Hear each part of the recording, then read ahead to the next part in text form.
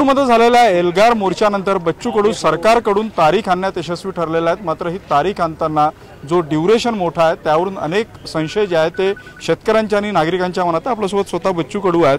भाऊ, खरं तर तात्काळ कर्जमाफी होईल अशी अपेक्षा होती, मात्र तसं नव्हतं। आता 30 जून 2026 पर्यंतची तारीख दिली आहे। हे तारीख मला एक समजत नाही, ज्या विहिरीला पाणीच लागत नव्हतं त्या विहिरीला पाणी आणलं तर मग एवढंच कोण पाणी आलंय, ते थोडंसं भरून पाहिजे होतं।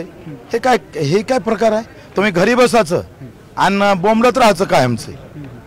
मग तुम्हाला हे जर बरं वाटलं तर तुम्ही आंदोलन करायला काय हरकत आहे? तुम्ही उतरा, तुम्ही आंदोलन करा बाबा। तुम्हाला हे जर आश्वासित वाटत नाही तर तुम्ही करायला काय झालंय? कोणाला अडवलं या देशामध्ये? माझं एक सांगा, का ज्या विहिरीला पाणीच लागत नव्हतं ते तारीख सांगत होती ते का या तारखेला पाणी येईन, त्या तारखेला पाणी येईन। आम्ही सांगितलं पाणी आण आत्ता पाहिजे, त्यांनी सांगितलं हो देतोय, 30 जून 26 पर्यंत पाणी देतोय। संपला का नाही विषय? आता कर्जमाफीची घोषणा झाली का नाही?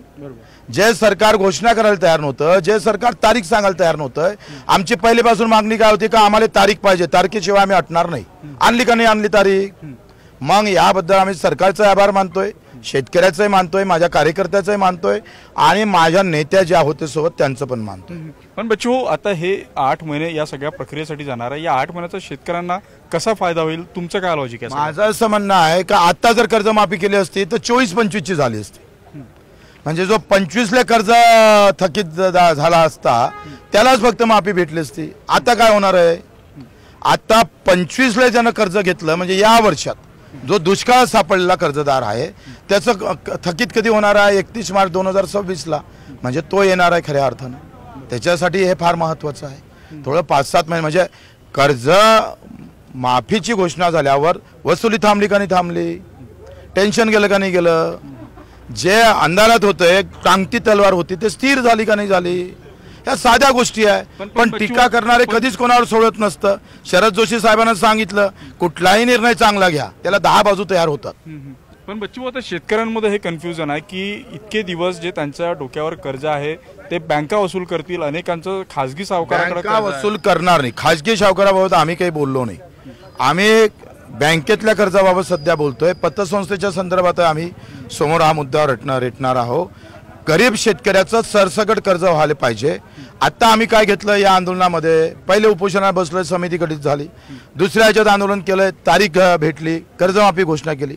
आता ती कर्जमाफी कोणासाठी झाली पाहिजे, कशी झाली पाहिजे याच्यासाठी लढावं लागेल। स्टेप आहे ह्या। तुमचं कसं आहे, लग्न झाल्यापासून जर पोरगं पाहिजे लगेच तर मग गोष्ट अलग आहे। म्हणजे हा संघर्ष तुमचा कायम असणार? हा संघर्ष कायम। बरं, तुमच्या हातात जो धागा आहे तो तुमच्या एका बहिणीला बांधपर्यंत खात्यात पैसे येत नाही सरकारचे तोपर्यंत हा राहील। हा हिरवा धागा आहे, शेतकऱ्याच्या हरित क्रांतीचं प्रतीक आहे। याला सरकारनं लाल व्हायची वेळ येऊ देऊ नये। पण भाऊ, तुमच्याच पैकी अनेक नेत्यांचा फडणवीस सरकारवर अविश्वास आहे। त्यांचं म्हणणं आहे की त्यांनी याआधी फसवलेला आता देखील फसवणूक होऊ शकतं, अशावेळी तुमची काय भूमिका? मला एक सांगा, कुठल्या आंदोलनात झालं का त्याच्या 4 बाजू असतं का नाही? बस तुम्ही लक्षात घ्या, काय आहे किती काही चांगला निर्णय घ्या, निर्णय कुठलाही चांगला असला काही असलं तर त्या 4 बाजू बोलणारे असतंच। ते आता थोडं सहन करावं लागेल। काही कुठल्या बुद्धीनं बोलतोय, काही पार्टीचा गुलाम म्हणून बोलतोय, कोणी जातीचे गुलाम म्हणून बोलतोय, कोणी धर्माचे गुलाम म्हणून बोलतोय, कोणाला वाटतं का झाला आता बच्चू कडू काही अंगावर बसन का आपल्या, त्याच्या दृष्टिकोनातून बोलतोय। त्यांच्या बोलण्याला काही अर्थ नाही। आम्ही प्रामाणिकपणे लढतोय, आमची इमानदारी आमच्याजवळ कायम आहे। या 8 महिन्यात 45 गुन्हे दाखल करून घेतले, म्हणजे ते बोलणाऱ्याला काय जातं हो? रक्ताच्या उलट्या ओकलोय आम्ही, 8 दिवस पाण्यावर राहिलो आम्ही, 3 दिवस रायगडला उपोषण केलं, हे दिसतं का त्याला? म्हणजे आम्ही इथं रस्त्यावरच झोपायचं, एका अंगावर गुन्हे दाखल करून घ्यायचं आणि तुम्ही घरी बसून कॉमेंट्स करायचे साले हो। पण हे तुमचे सहकारी आहे, काल जरांगे पाटील होते, आज कराळेंनी बावनकुळेंसमोर घोषणा केली फसवणूक झालेली आहे म्हणून, तुमच्या सोबतच आता ते कराळेची त्यांचं काय आमच्याशी चर्चा न करता त्यांनी असं बोलणं बरोबर नाही। काय त्यांचं मनात आहे मला माहित नाही। बरं, इथून पुढे तुमची जबाबदारी वाढलेली आहे का? आता तुम्ही कर्जमाफीची तारीख आणलेली आहे, शेतकऱ्यांनी आत्महत्या करू नये म्हणून जबाबदारी वाढलेली आहे? बिलकुल, आता अधिक झटावं लागेल। पहिला आम्ही थोडं दिव्यांगाचा मुद्दा जास्त 80% रेटून घेत होतो, त्याच्यासाठी काम करत होतो। 182 शासन निर्णय काढले, 600 रुपयाचा दिव्यांग 2,500 रुपये आणून दिलं, तेव्हा असेच म्हणायचे लोक। बैठक झाली, आता काय होणारच काय? वाढले नाही काय? मग उपोषणानंतर 1,000 रुपये वाढले नाही का दिव्यांगाचे?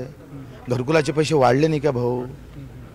मग तुम्ही सगळं निगेटिव्ह भावनानं पाहान त्याला काय पर्याय आहे? हो, एक शेवटचा प्रश्न तुम्हाला विचारतो की सरकारकडे पैसा नाही आहे. अनेक वेळा पाहिलं आपण की इतर योजनांचे पैसे इकडे आणलेले आहे. आता तुम्हाला असं वाटतंय की पसंतीक्रम ठरवा लागन, पहिली प्रायोरिटी कर्जमाफीला द्या लागन, संपला विषय. 7.5 लाख कोटीमध्ये 30-35 हजार कोटी म्हणजे काय आहे? सरकारचा एका खिशातला माल या याच्यात टाका लागन. नक्कीच आपण पाहतोय की कालच्या या बैठकीनंतर बच्चू कडू समाधानी आहेत. इतर नेते जे टीका करतात त्यांचा त्यामागे काय उद्देश आहे हे तपासून पाहावं लागेल अशी भूमिका बच्चू कडू यांनी घेतलेली आहे. जर्नलिस्ट प्रशांत मोहितेसह उदय तिमंडे, न्यूज 18 लोकमत, नागपूर.